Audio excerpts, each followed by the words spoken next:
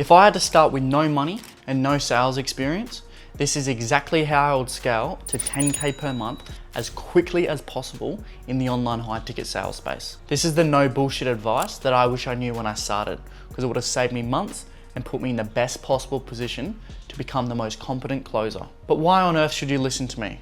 Within my first 6 months of being in the high ticket sales space with no experience, I scaled to over 10K per month, and that was as an appointment setter. And now I'm living in Bali, making money online. All right, so let's get into the actionable steps. Since we're starting with zero, the first step is we need to get a cash cushion behind us. So if we're working a normal 9 to 5, I suggest to get anywhere from 3 to 6 months of expenses in your bank account.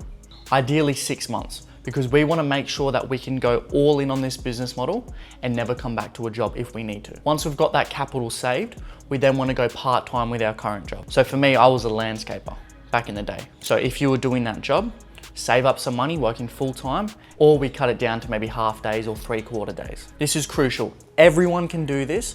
Anyone can get a job and save up 3 to 6 months of living expenses. There's no excuse. Once we've got the living expenses saved up, that brings me to step 2. So step 2 is actually investing with a mentor. Now, the reason we invest with a mentor is it literally fast tracks your success. The best way to learn is from failures, but those failures don't have to be yours. That's why when we use a mentor that has done exactly what we want to do in the space, they've made the 5-figure months, multi-5-figure months, and we invest with them, we get their blueprint. Now, since we're starting with nothing, we want to make sure that this is a beginner-friendly mentor. So we want to make sure that they help us obviously with like the setting and some basic closing skills. However, we want to make sure that they help us with the landing and offer role. Because you can have all the skills in the world, but if you don't know how to get on an opportunity where you can actually make money, it doesn't matter.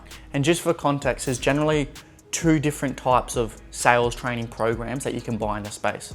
The first one, like we've discussed, is for beginners. So it helps them get into the space, learn the foundational skills, and all of the information and knowledge and all the little life hacks to actually land a top performing role. Now, the roles are obviously the companies that you'll be working for. And then the other type of sales program is a bit more of like a business coaching in a way. So it's like closers or setters that are already fairly competent and they want to take their skills to the next level. So there's not a big emphasis on actually landing a role. So at this point, we've got capital behind us. We can go part-time with our job now, potentially even leave that job, depends how committed you are. I get it, there's a risk tolerance. However, the worst case scenario, if you leave your job, you've got capital saved up, you've got your living expenses covered for a bit, and you've also got some money to invest with your first mentor. Worst case scenario, if it doesn't work, you just go back to your job. But at least you know you tried. Best case scenario, it changes everything, you're making money online and you have the life of your dreams. And by the way, if you want to work with me one-on-one, send me an Instagram DM. But now rolling into step 3. Now we've got the blueprint for the information that we need to action and follow. So get inside that program and learn everything. The majority of the times it will be on Skool.com platform. I want to see that you've got 100% completed on all of the program's modules, because this means you're actually trying. And one thing I will add, when you actually invest money into yourself, it flips from, oh, this business model would be nice, to now, holy fuck, I've invested a few $1,000s, $5,000 into myself. Now I need to make this business model work. So it's like death ground strategy, what Robert Greene talks about.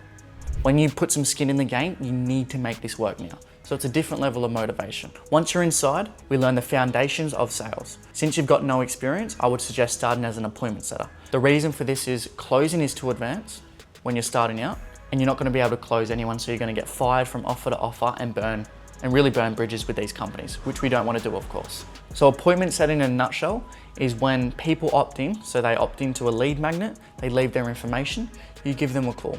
So you give them a call, run them through a mini sales process, and then book them on the calendar with a closer. This is really high rep, so you can have way more calls throughout the day compared to a closer. What this does is gives you a lot more repetitions, and because these people don't really want to talk to you, you're calling them out of the blue. You can learn sleight of mouth, and you can learn these ways to overcome people saying, oh, it's a bad time, call me back later. That's a skill in itself. And to backtrack for a moment, we obviously learn the sales framework with the mentor, we learn the script, and in that community, a lot of the times it's a sales community, you want to network with people in there. Once you network with these people, you can potentially learn job offers through them, through their network, through who they know, the companies they work for, or you can follow the other strategies taught by the mentor. and you obviously want to role play with these people in the community. That means we get the skill up to scratch and now we're on an offer. And generally your first offer isn't going to be world class. As long as you can get the reps, that's all that matters for now. My first offer didn't have a good earning potential. My second offer is the one that I made 10K a month as an appointment setter. So once you're on an offer, getting some reps in, we then want to look for one where there's actually good earning potential so we can make some decent money as an appointment setter. Now the way that we actually vet an offer, so vetting means that we can make sure we can earn the money that we want to earn, is we look at the cash collected per month. So we want to make sure it's a multi six-figure company. So they're collecting anywhere from like 100,000 to all the way up to a 7-figure company. And we also want to look at the appointment setters on there to make sure that they're earning the type of money that we want to earn. So as some people earning 7K per month, cool, we can make 7K a month there. Or we got setters earning 10K, 15K per month. That means our earning potential is with that company, if we do the work, of course. Once we are on one of these top companies, that brings me to step 4. I would then get a part-time closing role. Think something like in the fitness space, something that's high volume, so you can get those reps in. And really in a nutshell, what a closer is someone that jumps on the Zoom calls, takes them through a more in-depth and granular sales process, and actually closes the deal. So this is where the real money is made, and this is what you need a more advanced skill set for. So that's option 1. That's what I wish I did when I started. Would have had a part-time closing role and worked with the company I was making some money setting with. You can do that way, which I recommend more. Or the second way is with the top producing company, with the setting company that you're making some money with. The second option is with the company that you're appointment setting for and making some decent money with, you can make a transition from setter to closer there. It generally takes a lot longer. However, if you're in a position where you're making some good money as a setter, generally the closers are making good money as well. So what we would do obviously there, through the mentor, you go to the team trainings, you do one-on-ones with them, however the structure is, and work through the program modules to learn the closing skill. If you did get a second offer, I would suggest fitness because it is really high volume and it's more of an emotional sell. So you're dealing with people that haven't taken action for 20, 30, 40 years. They're fat, they're out of shape. So you've got to help them make a change there. And because it's not an ROI offer financially, where like if you're selling like, oh hey, get into the e-commerce space, you can stretch a gap to, okay, you're making 3K a month, you now want to make 10K a month.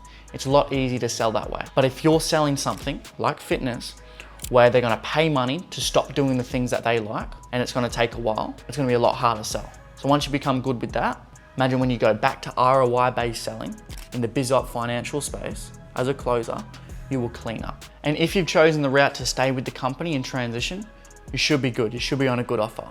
But if you've gone the fitness route, now you'll have a lot of call recordings banked up. So call recordings are like your resume in this space because it doesn't really matter what, like a traditional resume, that doesn't matter. If you send a call recording and actually show how good you are of a prospect that you've closed, that does the selling for you. That will get your foot in the door to that new opportunity. Now a little bonus tip from there, like I mentioned at the start of this video, there's 2 types of sales programs you can invest in. To get into the space, number 1, which is what we should have invested already, but number 2 is taking your skill set to that next level, ideally closing obviously. Once you're with a company and you're making some good queen closing, invest with a mentor who can then take your skill set to that next level. So that's where you can go from the 10, 15K per month as a closer to the 20, 30, 40K, 50K and beyond months. And this will take your close rate from, let's call it 15, 20%, up into like the 30 to 40% range plus. And I personally recommend you should go with a mentor that teaches a similar process or an NEPQ process. So do a bit of research. It's a certain sales structure. For me personally, that's gotten me the best results. And from what I've seen in the space, that works the best. And also remember not to train with too many mentors. So you can overtrain, it's a thing, right? If you've got one mentor teaching you one sales process and another mentor teaching you a completely different sales process, you're gonna be lost and it's really gonna affect your calls negatively, right? Because you get better by actually doing the reps and being on those calls with actual prospects. Get one mentor who is the absolute beast in that space and just focus on their learnings and their learnings only so you don't get confused. And do the reps with prospects and then you will scale to those multi-5-figure months in no time. So if you found some value in this video, follow me on Instagram, hit subscribe below, smash that like button, and also feel free to drop a comment. Really helps the channel out. And now I'll see you on the next video popping up on screen now.